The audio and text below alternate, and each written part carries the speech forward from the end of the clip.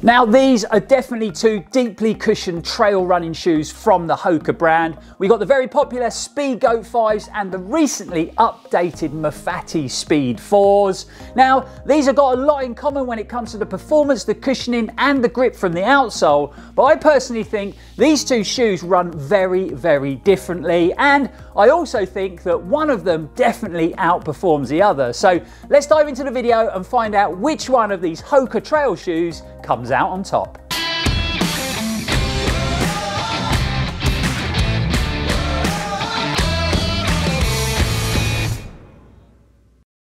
Welcome back folks, I'm Lloyd Purvis and you are watching Run4Adventure. Thanks for joining us for another video. Now the Speedgoat 5 versus the Mafate Speed 4 is a video that you guys have definitely all been asking for. So we're going to jump straight in and give you the lowdown on these two trail running heavyweights from the HOKA brand. Now I say heavyweights, but they're actually pretty light considering all the soft, squishy, bouncy cushioning that you get in those deeply stacked midsoles. Price wise first, and the Mafate Speed 4 is the more expensive out of the two shoes, retailing for £160 here in the UK. But I was quite surprised that the Speedgoats now cost £140 on the HOKA website, and I'm sure when this shoe was released it cost around about £125, so there has been a pretty big price increase which brings the two shoes a lot closer together. A very similar story when it comes to weight, and there's actually only 4 grams between the shoes. So the Mafate being the slightly heavier one, coming in at 295 grams in a UK 8.5, whereas the Speedgoat 5s come in at 291 grams. They run off the same 4mm offset on the heel, and they've also both got their outsoles clad in Vibram Mega Grip rubber. However, slightly different on the Mafates. So first of all, we got this slightly chunkier lug design, but this is also a lighter version of Vibram Mega Grip called Light Base. So it actually reduces that overall weight of the outsole by 30% without losing any of those brilliant sticky properties. So you can see lots of similarities when it comes to the specs of the two shoes, but there are quite a few differences when we take a closer look at the materials and the compounds used in the construction.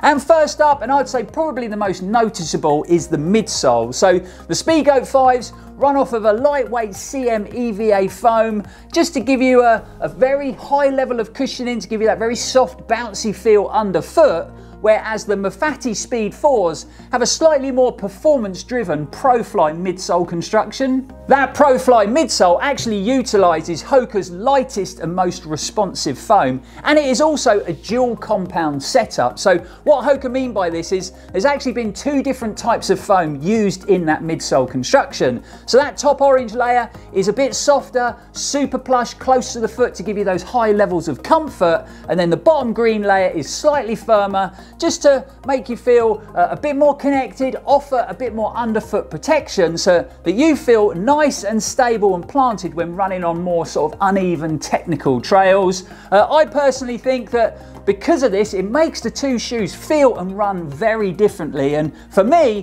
one of them definitely outperforms the other, but we'll get onto that later in the video. Both uppers use a jacket engineered mesh construction. However, the Speedgoat has a double layered construction, whereas the Mafate is single layered.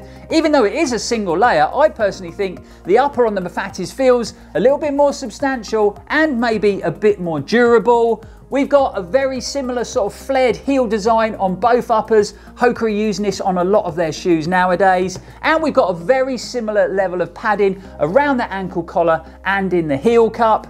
Happy to say that both shoes come with a good level of protection in the toe from a nice toe bumper, and you've got a gusseted tongue in both uppers. However, the tongue in the Mafate Speed 4s is quite different. It carries a lot more padding compared to the very thin tongue design in the Speedgoat. I personally think this did affect the level of comfort across the top of my foot, but also the fit of the shoe. So especially when it comes to lockdown around my midfoot.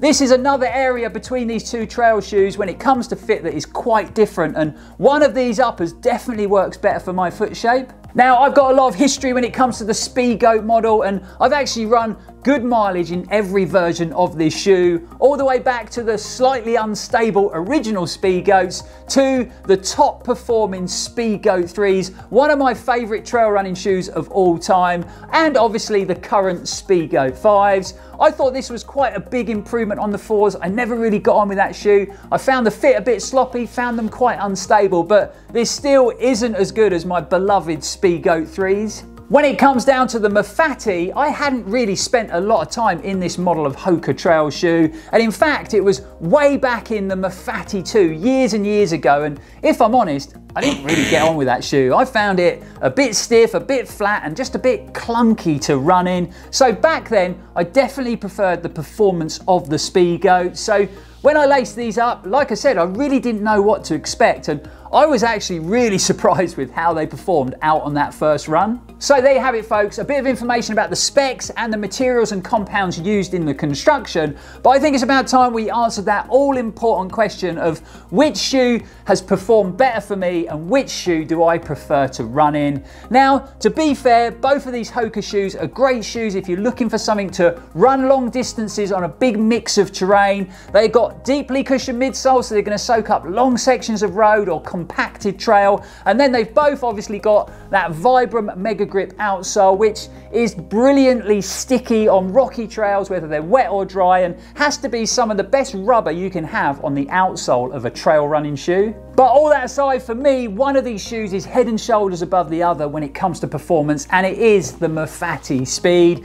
I personally think it's better than the Speedgoat on every level. First of all, the fit of the upper just works better for my foot shape. I actually had to pull those laces down pretty tight on the Speedgoat to feel sort of locked in and dialed into that midfoot to stop any sort of lateral or medial slippage, whereas on the Mafate, the midfoot just fits me so well. I feel super snug, super locked in and really connected to the upper. Having a bit more padding in that tongue just offered me higher levels of comfort, especially when I was out on a longer run. However, it wasn't as wide as I thought it was going to be. I think this is a pretty narrow fitting trail shoe, which again for me is perfect. You know, it works so well for my foot shape, but I think if you had a bit of a width or volume, you might struggle with the fit of this shoe, and unfortunately it doesn't come in a width option, whereas the Speedgoat, you have got the option of getting that wider fit. As far as midsole performance goes, I do enjoy the midsole on the Speedgoats. It's very, very comfortable, especially on long runs,